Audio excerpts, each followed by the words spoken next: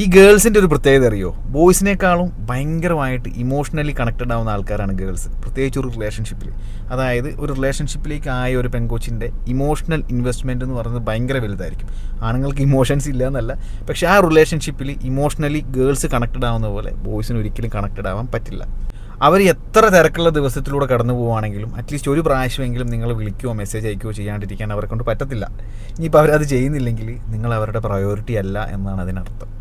ഇപ്പോൾ ഒരു പെങ്കൊച്ചിങ്ങനെ പറയുകയാണ്, അതാ എനിക്ക് നിനക്ക് മെസ്സേജ് അയക്കാനോ നിന്നെ വിളിച്ചുകൊണ്ടിരിക്കാനോ എനിക്ക് സമയമില്ല, എനിക്കിപ്പോൾ ഭയങ്കര തിരക്കാണ് എന്ന് അവർ പറയുമ്പോൾ നിങ്ങൾ മനസ്സിലാക്കേണ്ട കാര്യമാണ്, നിങ്ങൾ ഇപ്പോൾ അവരുടെ പ്രയോറിറ്റി അല്ല. ഒരിക്കൽ ഒരു പെങ്കൊച്ചിന് നമ്മളോടുള്ള ഇൻട്രസ്റ്റ് കംപ്ലീറ്റ് ആയിട്ട് പോയി കഴിഞ്ഞാൽ നമ്മൾ പിന്നെയും അവൾക്ക് മെസ്സേജ് അയക്കും, അവൾ വിളിക്കാനൊക്കെ ശ്രമിക്കുന്ന സമയത്ത് അവൾക്ക് നമ്മളോടുള്ള ഡിസ്റ്റൻസ് കൂടി വരുള്ളൂ. അതായത് മെല്ലെ നമ്മളിങ്ങനെ ചെയ്യും തോറും നമ്മളോടുള്ള വെറുപ്പ് കൂടി വരും അവളുടെ മനസ്സിൽ.